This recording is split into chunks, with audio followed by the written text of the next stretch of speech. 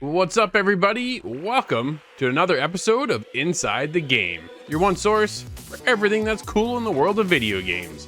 Now, you can always be a part of the show. All you have to do is go to insidethegame.ca or hit us up on Discord, where there you can submit your clip and end off our show.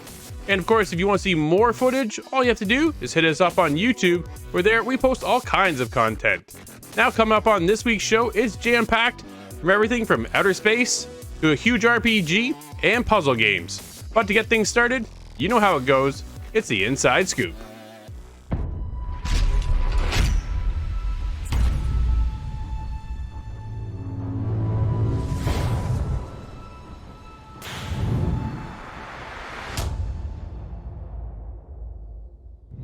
So longtime smartphone case maker OtterBox is finally dipping their toes into the gaming world. And they're actually kind of coming in with a bit of a splash here.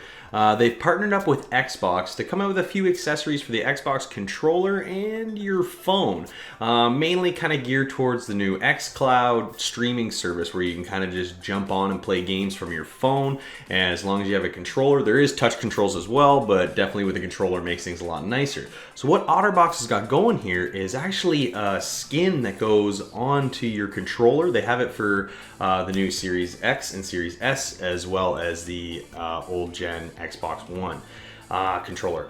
So the nice thing is it kind of adds a little bit of a grip and some protection against drops or those aggressive throws if you're in a fit of rage. But the nice thing here is there's actually a clip that mounts right to the controller that'll hold your phone. And from there, that clip, I mean, it's pretty standard. We see lots of different kind of versions of that. But the cool thing is that you can also get a case for your phone that is kind of heat dissipating. It actually will help cool your phone during those long gaming sessions. And they're also adding in a privacy screen that will also fit onto your phone as well. So, you know, if you're kind of playing out in public, people don't always need to know what you're doing, but you can also enjoy what you're doing as well. So I think it's kind of cool to see OtterBox jumping into the gaming realm and partnering up with Xbox, and Xbox being like, come on in, because you want to know what? This xCloud isn't going anywhere. It's definitely only going up from here. Being able to hop on and play, you know, your Xbox library from another device other than just sitting in front of your TV is amazing. Being able to take your phone with you in a controller and go and play what you were playing at home before you left is a great feature. So, you know, the more people kind of jumping into this market and adding, you know, third-party accessories to this, I think is only going to help it grow and give people more options to get into this. So I think, you know, OtterBox has definitely hit a home run with this, and I think I'll be really interested to see what people think when they start using this controller grip and then, you know, the phone case as well. I think there's some cool things here, and I think other companies are going to look at this and maybe try to take from it as well, and you know, help launch their third-party version of a mobile gaming device for the Xbox xCloud streaming service.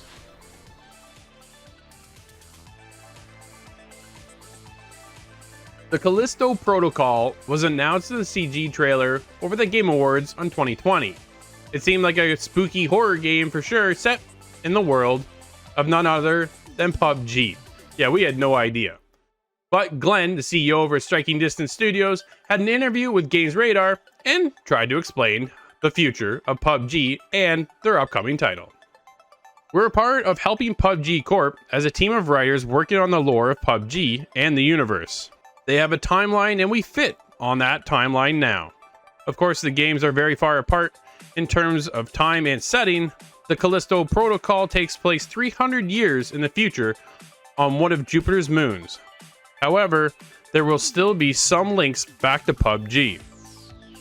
Well, I can't say I saw this one coming. PUBG is a military shooter, battle royale. So to kind of take a spin on that, make it a horror, sci-fi, adventure, story-driven game seems a little odd for the world of PUBG. But we can find out more when the game launches next year.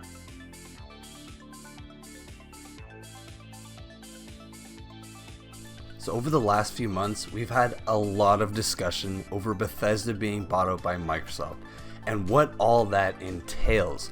Whether or not games will be coming to Game Pass, whether or not we'll get the beloved Elder Scrolls and Fallout series on PlayStation 5 moving forward. So many questions, and over the last few months since this whole, big thing blew up, we've only really gotten little things trickled to us. And now to kind of spice it up even more, something that really is exciting though is that from Bethesda, this is a tweet from Bethesda, that they are partnering with LucasArts Games to make a new Indiana Jones game, and Todd Howard will be the executive producer in this game. So wow, that is all amazing. But just to put the cherry on top, one of my favorite game developers, Machine Games, they will be making this game. This is extremely exciting. It does kind of give us some question of whether or not we will get a Wolfenstein 3. It did say in the tweet that we won't get much information about this Indiana Jones game for a while, but they were just too excited that they had to share it. So, wow, this is just so exciting. Will Indiana Jones be exclusive to the Xbox Microsoft family? I kind of hope so, but at the same time I hope not. Maybe we'll have to see how this whole generation plays out. Sony's been pretty amazing with their exclusives, and I think that they're going to keep driving that forward. So we'll have to see how Xbox kind of plays their cards.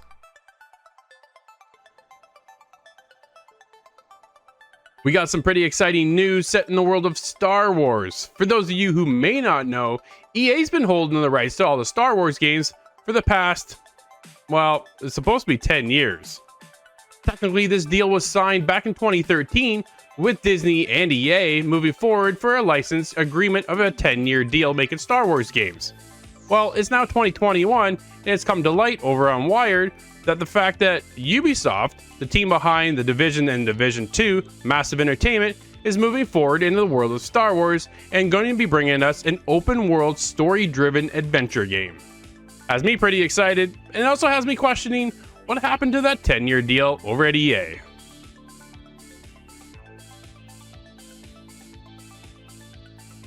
Now, if you're a fan of the Harry Potter books and films, then you may have heard or saw from the PlayStation 5 event the reveal of Hogwarts Legacy.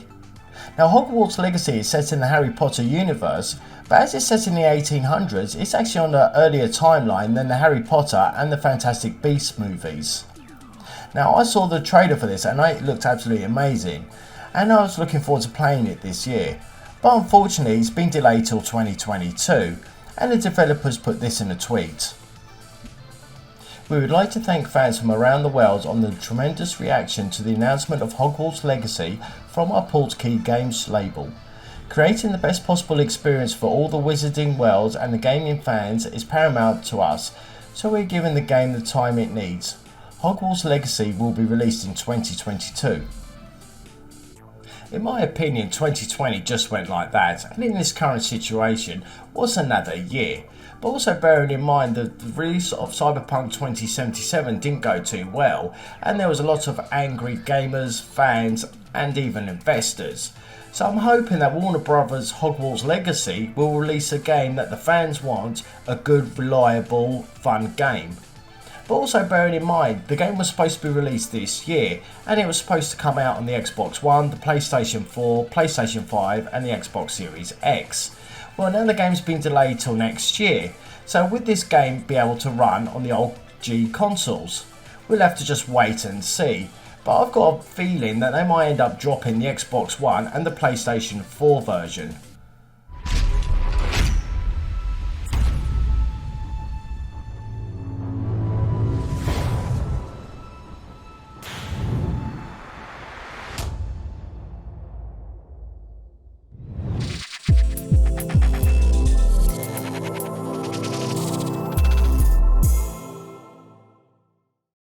All right, Scott, we're heading out into Everspace.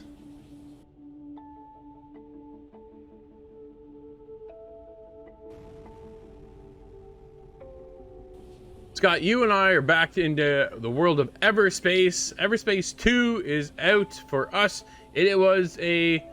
Man, I had mixed reactions going in whether or not we're going to get into this one because we had mixed feelings from the first Everspace. But they really seem to amp it up this time around, and I've had an absolute blast playing the game. How about you? Yeah, this version that we're getting into is a pre-release build still, but it has taken some changes and some feedback from the first wave of alphas, and it seems like they've incorporated into a much more impressive package this time around.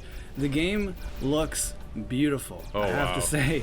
Yeah. One of the first things that draw me in this game is the actual vistas and everything that you get to look at in this as you're flying by at super speeds.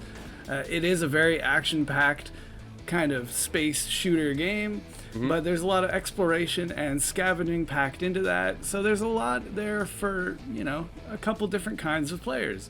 No, absolutely. I was impressed with the scale of this game, but also the way they have led you through certain scenarios at the beginning stages. Yeah. And I feel like that's much more cleaned up for a new kind of player to this universe. Yeah, no, for sure, Scott. There's an opportunity here that they've presented with what feels like a full-fledged story, pushing the game forward, allowing you to understand why you're there in the first place, what's going on in the world, and what your overall goal is. Something that wasn't really present in the past Everspace. You're kind of just set out, you go out into the galaxy and you mine a couple things, and then you teleport off to the next one, and then you come back and you go do the next one.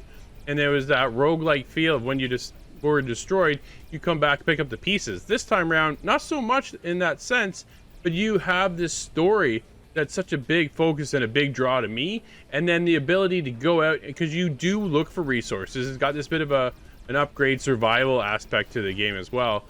But it's not like when you die, you start all over. You just kind of go back to your last checkpoint and then move forward.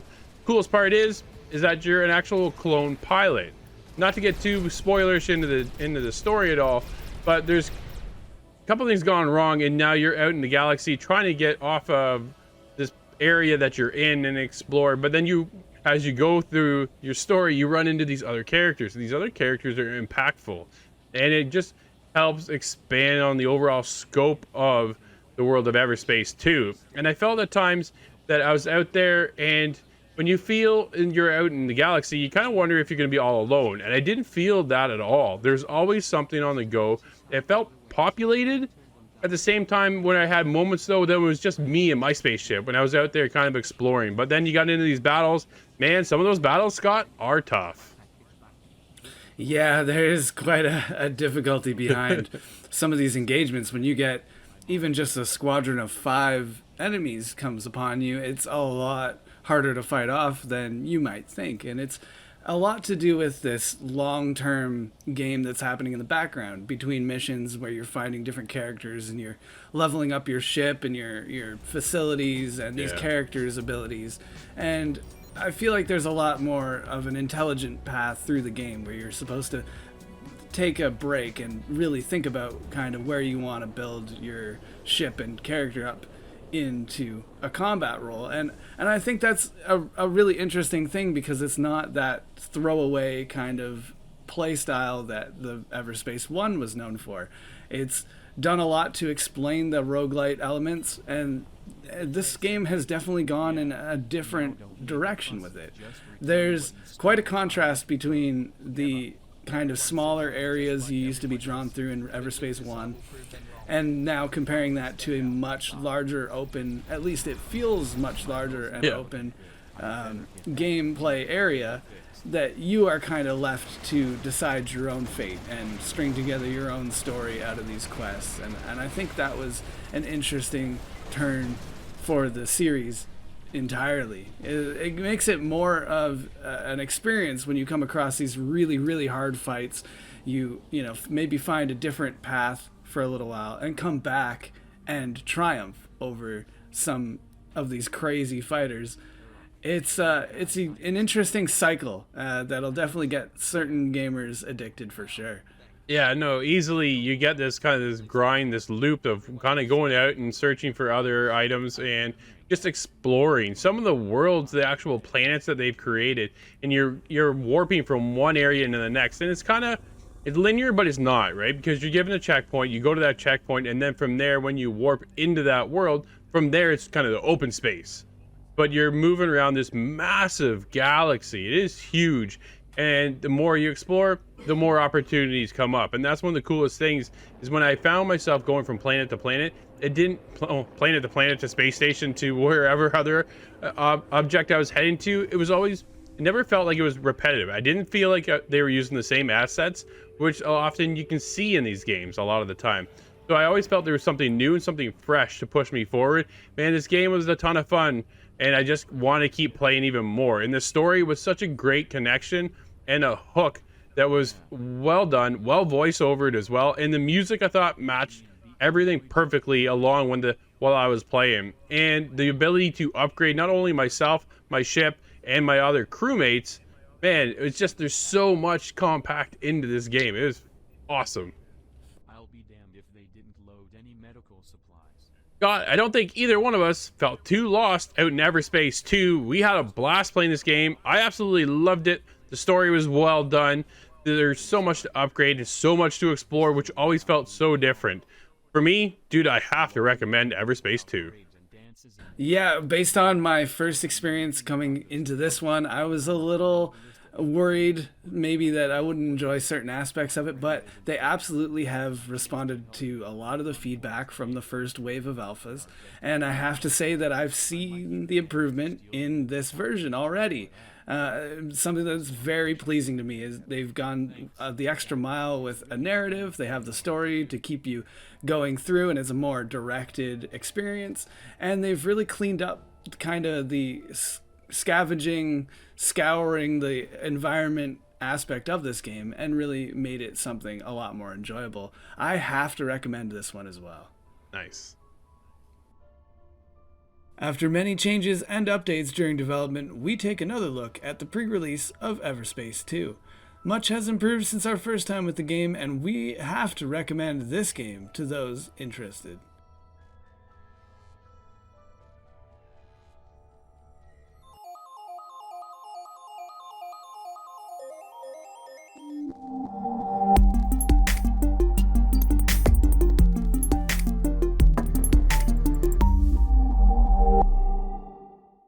What's up, everybody? On last week's episode, we mentioned that Next Level Games joined the family of Nintendo as a first-party studio. You know them from the Luigi's Mansion 3. But did you know they're one of 2 first-party studios not based in the Asian market? That's right, they joined Retro Studios out of Austin, Texas, and well, Next Level Games is from Vancouver, BC, Canada, our homeland. And that's it for Did You Know, because, well, now you know.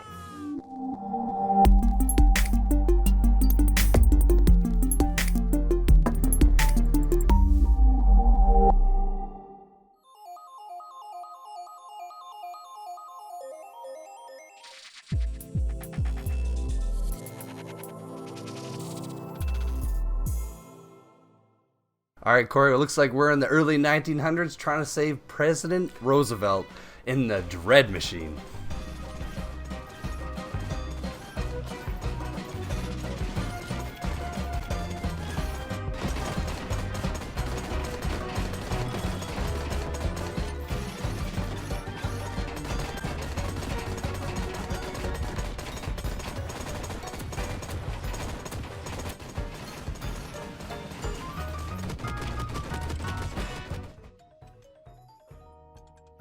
Alright, Corey, we got our hands on a really cool game, Bartlow's Dread Machine.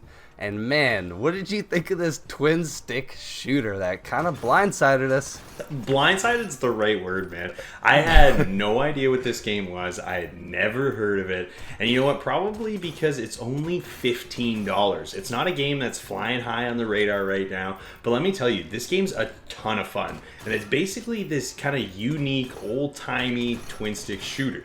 And we're a Secret Service agent, and this is kind of how the campaign plays out. By the way, you can play the campaign single player or couch co-op, which is actually really cool because, you know, we played a couple games lately that have been on the cheaper side that have offered co-op, so it's kind of neat to see the fact that couch co-op is starting to become maybe a little more common now than it has been in the past, at least in the past few years, right? But back to the story here. We're a Secret Service agent. Teddy Roosevelt has been captured by kind of this evil doer, at the beginning of the game here, and our job is to rescue him. And let me tell you, we kind of go through 5 kind of worlds here, and it gets pretty intense along the way. There's a few different difficulty modes we can play on here. I played on normal. I'm pretty sure you played on normal as well. Yeah. And let me tell you, it's definitely a little harder than normal, that's for sure. The game mechanics here are pretty interesting. You travel along a series of tracks, and it's hard to, without seeing it, it's hard to, kind of to describe it, but my best way to say it is it's like kind of like a carnival game.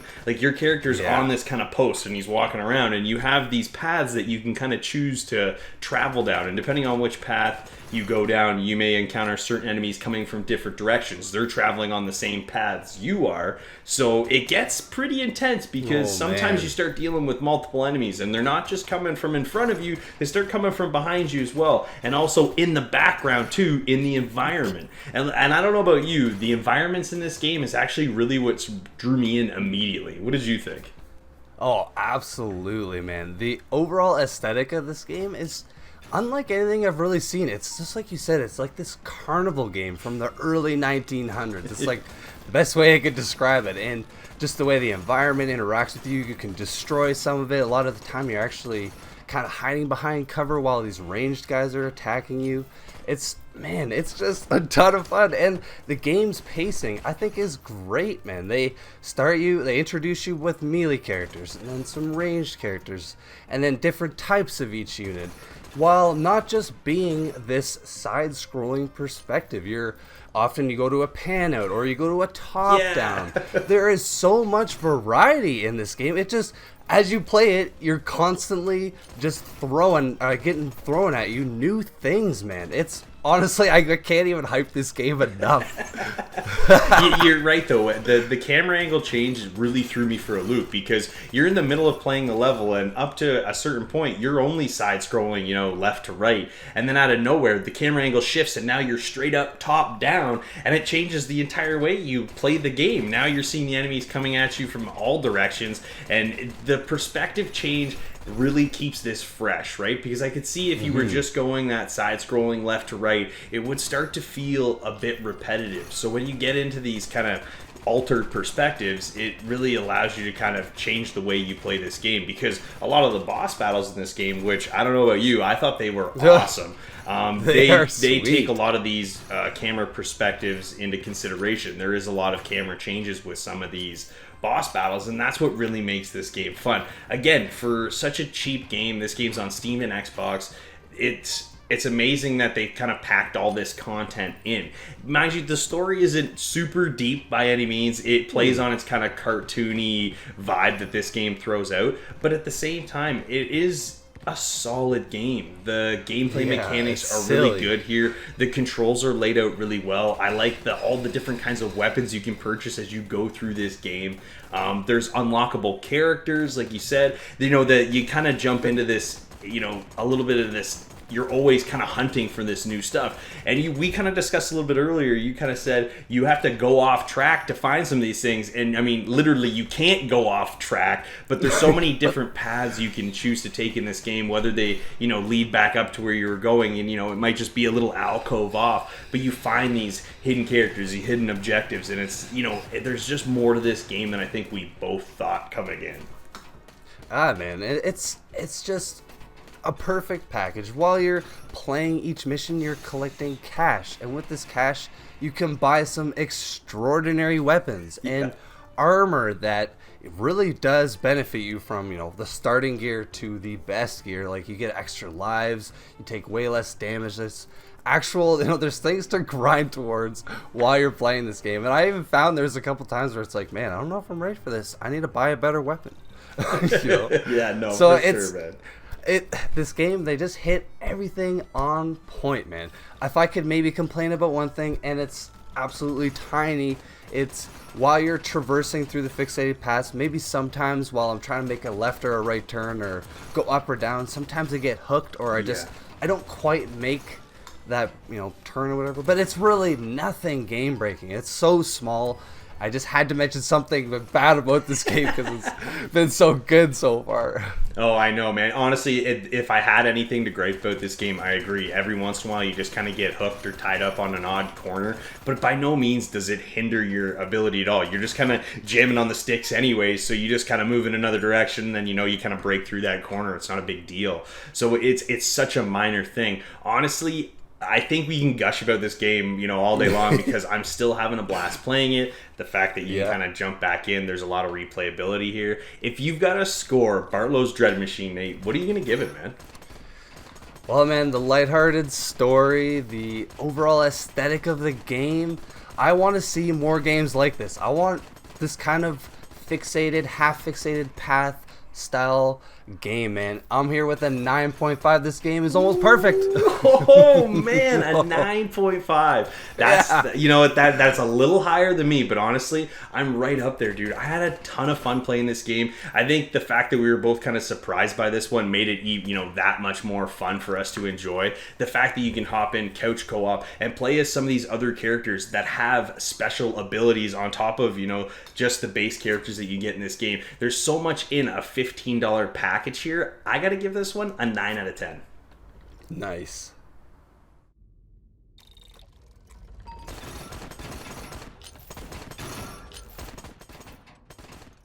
Great gameplay with beautiful level design and unique mechanics paired with great audio and fun boss battles will leave you wanting more of this twin stick shooter.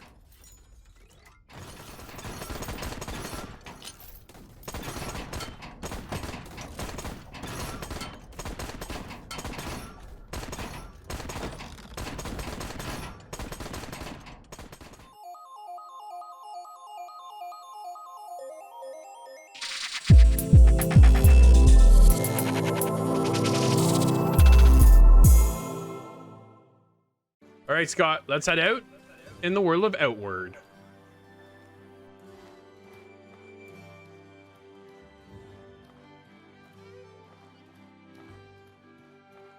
You and I jumped into our Google Stadia to check out Outward, and this is an RPG that, dude, did not strike home with me at all.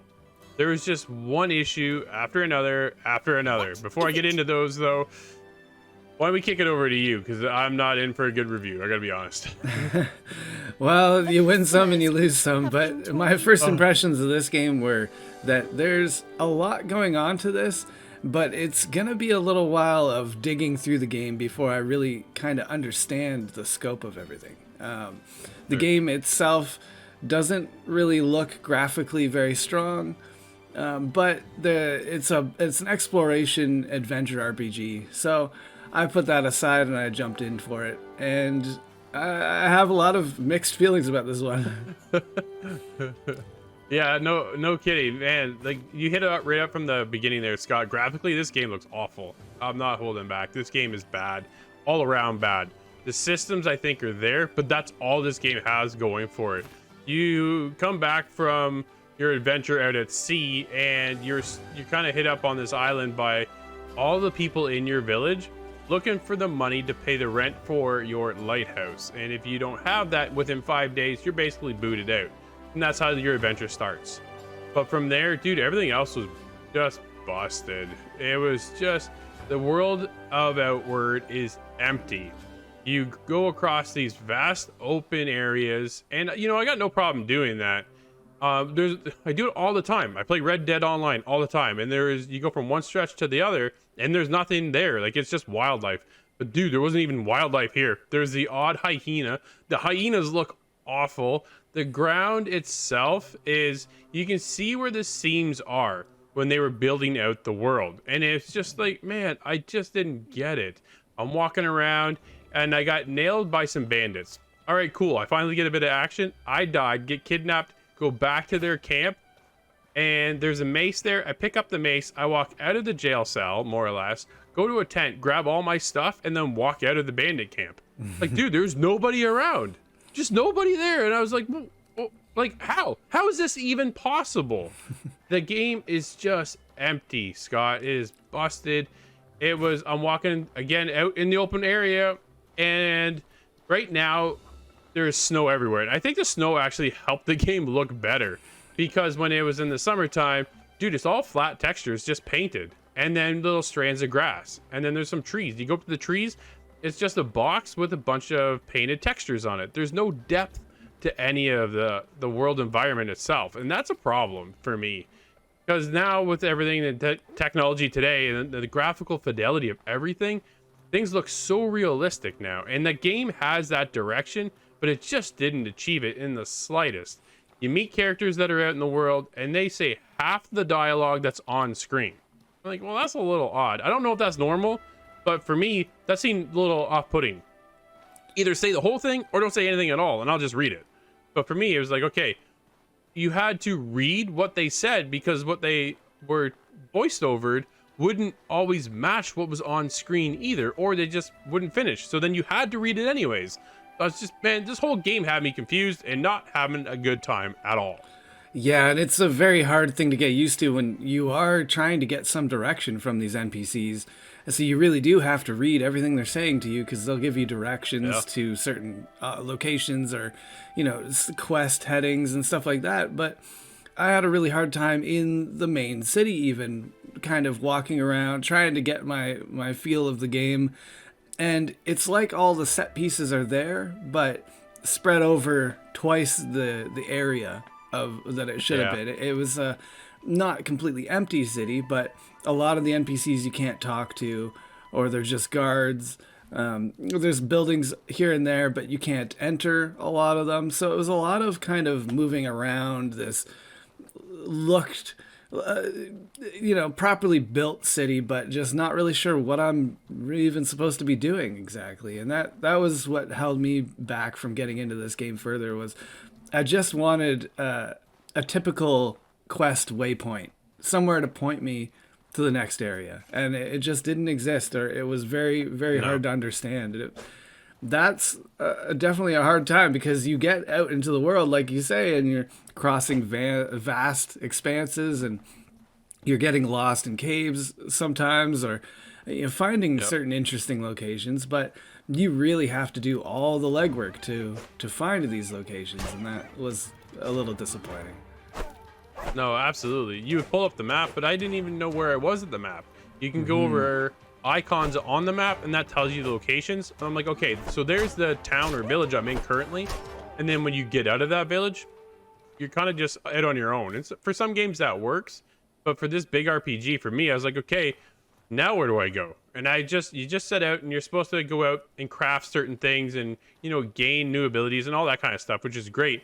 But like Scott, this game was irritating, dude. You could go out to a tree, and for an RPG like this, every other mechanic in the game, you need a tool in order to achieve something. So if you need mining resources, you need a pickaxe, and then you can, get some ore or something on that line. But if you walk up to a tree, you can just grab it and get some wood. You don't need an axe. You just grab it, and then all of a sudden you have a stick. I'm like, how's that work? The whole game just has me baffled, man. Yeah, it's very kind of convoluted as to how you're supposed to go about gathering these resources, and the crafting wasn't very well explained, at least nothing I gathered or picked up on. It's a system in there, but I think it's in there just because it's an RPG, so it's checking the list of, what do we need in an RPG? We need, a map system. We need a crafting system. So they're in there. For sure. But were they utilized or explained well? I don't really believe so. And then even when it gets to something as, central as combat is in the RPG scenarios, that I just had such a hard time getting into the combat. You have a heavy attack, a light attack, and a block, and there's several weapon types. That's interesting. But again, it was just no explanation or training or tutorial involved in that at all. It was just kind of, here's an item, it's a sword, swing it. You know what the sword goes for. But as a layman into this world, and it's all brand new to me, I would have definitely appreciated a lot more direction. No, absolutely.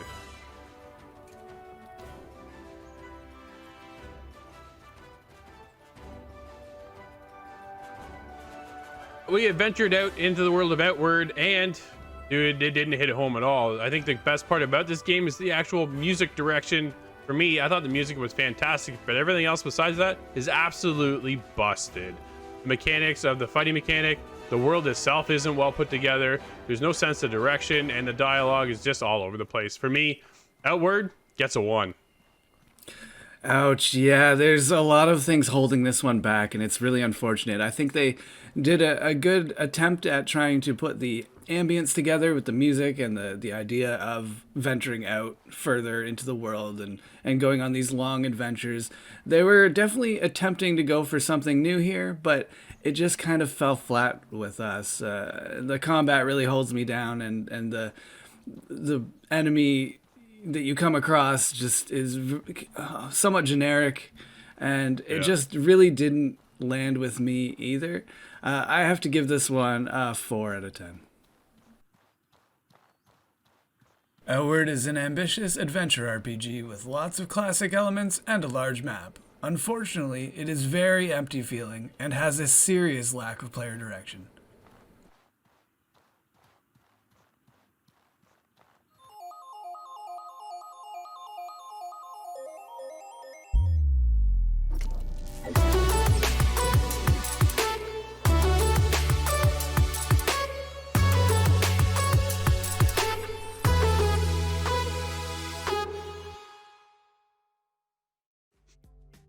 Guys, we know how big the video game industry is, but one of those big portions within the industry is actually the mobile market itself, projected to make $100 billion. Man, that is a ton of money, and yeah, it's an absolute staggering amount of money. Everybody goes to mobile because why? Because it's accessible, it's easy, it's right there, your phone is always with you. Where do we see the future of mobile gaming? And honestly, it gets bigger and gets bigger. You've seen the rise of Apple Arcade over the past year and a bit because they know how important mobile gaming is. Whether that's on your tablet or on your phone, mobile gaming is massive and is going everywhere. You're also starting to see now Google Stadia. You see Project xCloud. You have the ability to take a console game and play that on your phone. Why? Because phones are more powerful now than ever, and Xbox and Google want a piece of that. Going forward, guys, where do you think mobile games is gonna head? Honestly, I don't see it slowing down. Everybody's there. At one point, you could play Fortnite on a mobile device. We'll see what happens with that one again. But you know what I mean? Like, one of the biggest games of all time was on mobile. Graphically, everything is now so much smoother. There's some of the games I'm playing, like I'm playing Hitman Sniper 2 is on there, which is fantastic. The graphics are just, they're kind of like PS3, Xbox 360 era. You know what I mean, Nate? Oh yeah, man. Well, when Apple, struck out Fortnite, and when they allowed them, to not play Fortnite on Apple anymore, man, that was 109 million people that they completely cut out. So the mobile market is pretty big, and this game that we've been playing a lot of lately, Among Us, they hit over, I think it's either 250 million or 500 million users within the last year. I think it was 500 million. I think it's half a billion. Right, 500 million. So, and you want to know why? Because it's also on the mobile market. So where do I see mobile gaming? Well, it's just gonna keep getting bigger, man. That's straight up it. Now, one thing I kind of have to add on is that some companies, I think Blizzard in particular, they kind of need to, they've already made the mistake, but companies need to watch it. Gamers do not want mobile games coming first. They want Diablo 4 should have come first. Diablo Immortals, it looks really cool. Actually, I've seen an hour gameplay on it, and one of my favorite YouTubers, he was praising it quite a bit. So that's great, but the hardcore gamers are not mobile gamers, man.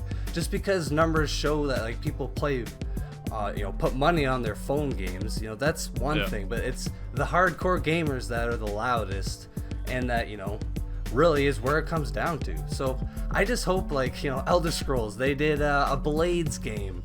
We got so many of these big companies kind of doing iterations that they'd be silly not to. And Corey, well, man, what do you think about this? Because obviously, it's pretty hard to say anything else other than that it's going to get bigger. Well, that over the last year, we've seen how quickly things have changed in the mobile market. Whether it be, Stadia is a year old now, and Drew, your interview there kind of discussed what the future of Stadia is going to look like. xCloud's kind of right on their tail. They have a bit of a different iteration to it because you're accessing your Xbox library, but at the same time, it's technology that we've never had before, and you could literally play a video game on any screen you have, whether it's your phone, a tablet, a computer screen, your TV, anything. I mean, it's so accessible. And I've been doing, in a lot of our news articles, I've been doing a ton of third-party equipment, whether it be right for your mobile phone or for something like the xCloud gaming service. Yeah. OtterBox just recently came out with a skin for controllers that actually goes over your controller. It's kind of got a bit of a grip texture to it, and it also protects your controller from drops or the odd toss off if you get mad or whatever. But it comes with a clip and a phone case that helps dissipate the heat, and a privacy screen for your phone. Like, they're starting to think about stuff that we were not thinking about when we were playing, touch controls on our phone. Yeah. And that's one more thing I want to touch on real quick is touch controls for certain games. It's definitely something there's a learning curve there. When we're used to playing with controllers and you have that analog feel, it is a little more difficult when you get into something that is just touch control based. But a ton of companies are out there making games that work so well with touch controls that's really what allows them, I think, to have such a broad range here for the amount of people that play mobile games. Like Nate said, they're not necessarily the most hardcore gamers, but there might be more of them now than any other type of gamer. Yeah, absolutely. Like, Scott, I don't know about you. Like, this, again, numbers, they're only going up from here with mobile gaming. I think there's so many cool things. What do you think? Oh, well, I think you guys both nailed it exactly, because it is clearly something growing and on the rise. And I think that's for two reasons, basically, which you just went over. One is accessibility. All these services are offering these big ideas and packages and services that can, actually deliver a full AAA game into a mobile device. And then you also have the developers in the video game industry coming down to that scale and producing their own kind of mobile version of a game, or having dual systems working at the same time like Fortnite did, and I believe Apex can, and PUBG as well. And it's something that's definitely being included and actively thought about now, which is, I think, what makes it new to us to see this just flash of growth. Well, even just to kind of add on, actually, I heard this recently. Call of Duty Mobile hit the Chinese market recently, and on day one, or within 24 hours, over 16 million users. Yeah. What? Think about, even if every person spent 50 cents, man, you're making bank. Yeah. Like, there's so That's much wild. money, and there's, that's just one point I had to kind of throw in there, because that's just crazy, man. But it's That's a a good good stat. point. Yeah, it's a good point though, Nate, because video games for the console release aren't necessarily cheap to get into, right? If you're looking for a brand new game, sometimes you're dropping $80 to $120, $130, depending on what level tier you want to buy that game at. Where if you pick up your phone, there's so many games on there for free, which then you can buy currency when you're in the game. But it's just at a cheaper level that is just, again, way more accessible when it comes to the mobile market, right? And it's everywhere. The biggest thing moving forward for the mobile industry is curation. Get the crap out of the way where we don't want to see any of that stuff, and let us play the good stuff, right? So you have sites that are out there that are pushing for the good things, but it's also on the market. When you jump in the market, even though the game's new, it might just be awful, and I don't want to play it. Exactly. And that's one of the other concerns moving forward in the mobile market, is how do you get rid of all the junk that's in there and make the good ones stand out? The future of mobile market is around. It's not going anywhere. The games are only getting bigger. We're playing RPGs on our phone in a mobile fashion. It's quite the industry, man. It is mind-blowing to think of. Video games, gotta love them. Let us know what game you're playing on your mobile device at insidethegame.ca.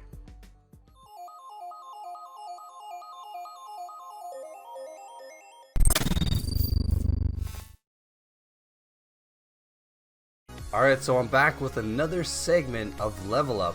Now, last week, we got a little bit of information on Malusi and some of her placement for her gadget on Villa. Now, this week, I'm talking about cameras. Yep, cameras just where they are on the maps. And more specifically, I'm going to be taking care of Border.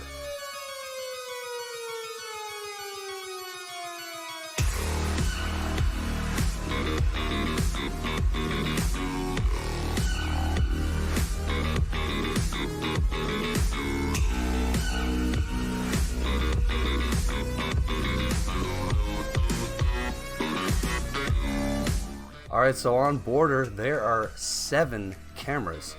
3 that are outside, 2 that are on the main floor, and 2 that are on the second floor.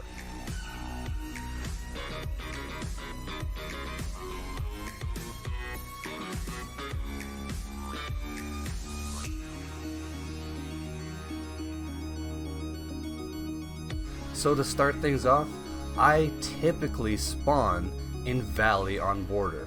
Now I do this because you can easily take out 2 cameras that are outside.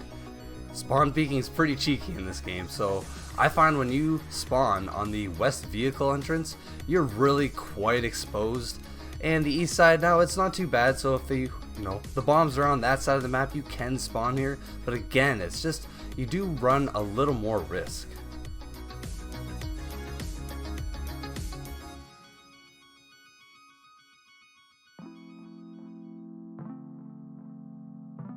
So that covers all the exterior cams. Now let's head on inside.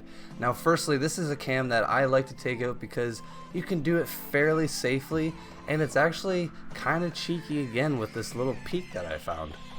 Now the exit hallway cam is the one I'm talking about, and as you can see here, you can easily take it out just by peeking around the corner, making yourself safe from the right side door right in front of you, and from really just exposing yourself from that full double door.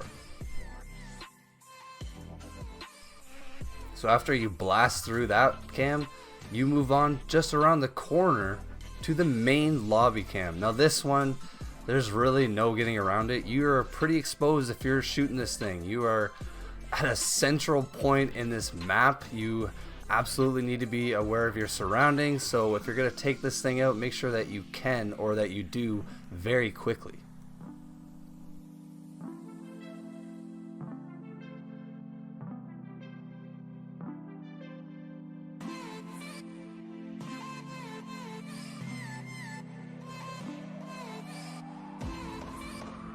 So there you go, we have 5 cameras already taken care of. We have 2 more on the second floor. So if we just go around the corner from the main lobby through the waiting room, we are at East Stairs Cam. The East Stairs Cam you can access from quite a few spots. There's one that if you practice with time and time, you will actually be able to get it. But I mean, that's if you really care to spend that much time just to learn exactly where to aim at a door at an exact spot. But at any rate, this camera is important. It covers quite a bit of area, so you better take this camera out. So after blasting through the second last cam, let's cover the one just straight through the hall right next to it. The main hallway, the 90 we call it while we're playing this. This is another very important cam. It covers your access to the armory and just the other side of the map and second floor. This camera is essential to have around, so if you're an attacker, make sure you take this one out.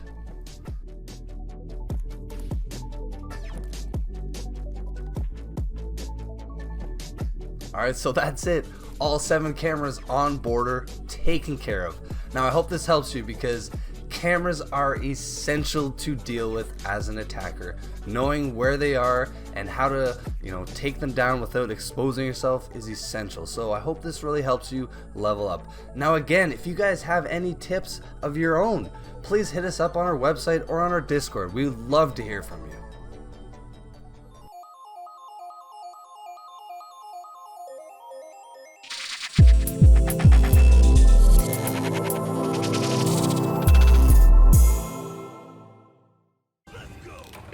We're off to hunt. It's time to rise.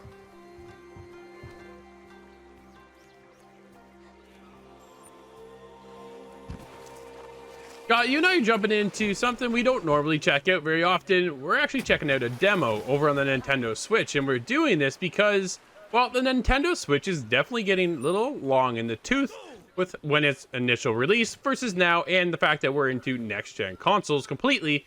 We wanted to go back and take a look at, well, Monster Hunter Rise. Monster Hunter is a big, massive game, obviously on last-gen consoles with Monster Hunter World and the Iceborne DLC. The game is absolutely massive, and you and I wanted to check out the demo over on the Nintendo Switch to see how well it ran. For me, I had a good time, dude. How are you making out with Monster Hunter Rise? Yeah, I have to echo that as well. I had a good time with this demo, and I'm excited for the full release of this. It's worth noting that this game was developed alongside Monster Hunter World, so a lot of the same mechanics and systems and even set pieces are being reused, but it's a fresh enough game that I don't think that holds it back at all. If anything, that's a seal of quality. And this game sets out to do a little bit different than the Monster Hunter World ideas, brought you to. This one is a lot more vertical in the map environment. It still carries a seamless map environment, meaning it's a smaller open area, but you can explore the entire thing without loading screens.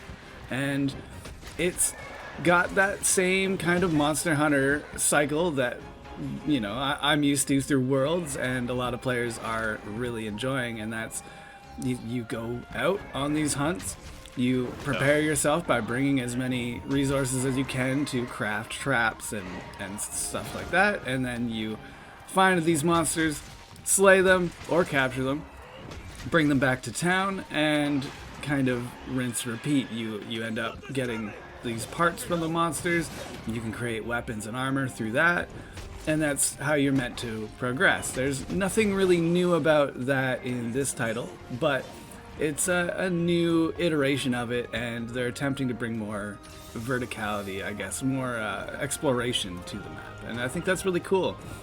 This one, the demo is somewhat limited. You get 30 attempts, so whether you win or lose, that is an attempt, and there's 30 of those you are allowed to use before the demo is expired. And there's only 2 monsters available, at least at the time we got a hold of it. There is a beginner and an intermediate monster to find and hunt, but if you defeat that monster, it's still there. The mission is still there for you to take on again, so it's just meant to be a sample. No, absolutely. I had a great time playing this. I was more curious on how well it would run on the Nintendo Switch, right? Because coming off of Monster Hunter World, that ran really smooth, but it also had more powerful tech behind it to make sure that the fidelity was there. How well would that translate over to the Switch? I'm pretty happy to say that it was relatively well received. Playing on the Joy-Cons, though, not so good. Man, those Joy-Cons are so flighty when you're trying to do the controls and you're trying to aim. There were several characters to choose from. It was really up to you to match your play style. So I was testing out a couple different ones there. Going with the heavy brawler with the big sword, or versus that going with like a bow and arrow mechanic. And the bow and arrow mechanic was weak, but yet it was flighty. Like you're all over the place, you're floating around kind of thing. A little harder to nail down. I actually put it on the big screen, grabbed one of the Pro controllers, and it felt much better. But again, I think going on the Switch, it's a nice addition for the Switch. The fact that you have Monster Hunter on the go is a nice, charming surprise for me. And I thought, this is really cool. They're going to add multiplayer. That's something that's in the works. They already have the party chat system in there where you can go in and you can talk to people, which I thought was really nice to have. The fact that you're able to, just with a flick of a button, have a comment or two, because, we all know Nintendo and the fact that their party system really doesn't have a party chat system, which is still something that is unbelievable. But moving forward, at least Monster Hunter has able to, figure a way around that when you're able to go out, because Monster Hunter is about going out with your friends, teaming up, and then, going out to destroy the monster, and then come back and rinse and repeat. And it's got that game loop still. We all know what Monster Hunter is. If you haven't, I think it's definitely something you should check out. I've had a ton of fun playing so far, but like you said, Scott, 2 monsters, and then you just keep going back and doing the same one. So 30 attempts, I would say you should be able to pull that off. within the 30 attempts. But I definitely want to see what Monster Hunter Rise has to offer on completion of the release, and I want to see more about the story. Why are we here? What's going on in the world of Monster Hunter? Yeah, now this is belonging to the series that is less on stories and more on just monster variety. There is a separate Monster Hunter Stories series that gives you a lot more of that narrative. So I know that not to expect too much out of this in that regard, but it's going to come down to what kind of monsters do we see? Is there any sort of online interaction with the developers? Are they updating the game? Is there events featuring new monsters? These are things we've seen in World that have done very well. And to your point, it's interesting in this demo that they give you the bow gun and the bow to attempt, because those are traditionally more of a support role. But I believe there's 8 different weapon types. There could be more than that, but you're allowed to select at least 8 in the demo. And there's a lot of the Monster Hunter type of weapons, like the bug glaive, the switch axe, lances, gun lances, these wacky kind of ideas that we've seen in other Monster Hunter games done before. That was really fun to jump into and get a kind of handle on in this one. It's going to be really cool to see what kind of environments they go with in this one too, because we only get a glimpse of one environment through the demo here. Yeah. But that's a lot of the wonder to the world that is Monster Hunter, is the monsters and the environments. And although it doesn't look quite next gen, No, being for sure. on the Switch, it's kind of held back in that regard. But I feel like they did a good job of populating the world and making it look at least full and modern enough. I don't when I'm looking at the game, I don't see any sort of graphical problems, and that's very important nowadays.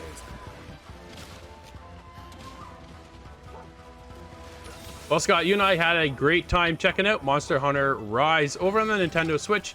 Let us know if you're checking out the demo and how well you're making out. Until then, we'll wait to see the full release and our full review on March 26th. A follow-up to Monster Hunter World with all the series' favorite weapons and new monsters to hunt. Good job, buddy. All right.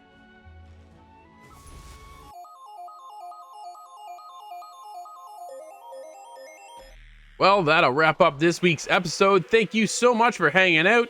Now, of course, you can end off the show. All you have to do is go to insidethegame.ca or hit us up on Discord like BearVsShark did, as he's ending things off with some Call of Duty Cold War. Thanks again for watching, and we'll see you next week inside the game.